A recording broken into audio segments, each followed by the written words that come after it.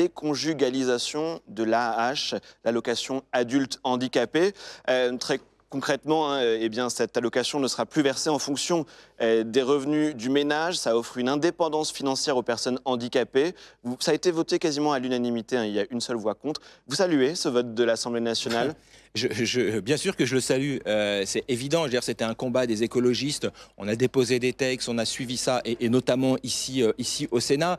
C'est 3 ans, 4 ans de lutte pour arriver à ça. Les oppositions à la je regrette. Il n'y a pas que les écologistes. C'est pour moi, derrière ce texte, toute la démarche d'Emmanuel Macron qui ne fonctionne pas. C'est-à-dire que je dirais quasi tous les groupes politiques lui ont dit non, on ne peut pas, il faut déconjugaliser, il faut absolument écouter ce qu'on vous dit.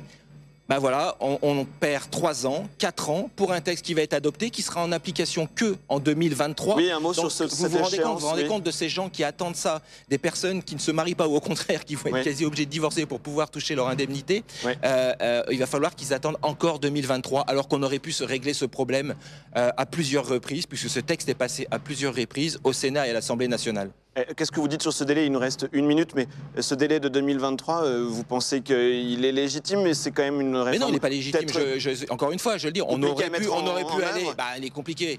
Il est compliqué parce qu'on a attendu. Mais n'empêche qu'on aurait pu le faire tout de suite. On aurait pu le faire l'année dernière, on aurait pu le faire l'année d'avant. Et donc, encore une fois, c'est une responsabilité de la politique d'Emmanuel Macron qui n'a pas vu les choses et surtout qui n'a, encore une fois, pas écouté le Parlement. Donc je pense qu'à un moment donné, il va falloir qu'il entende ça. Vous appelez le gouvernement à mettre cette réforme en place avant 2023 ?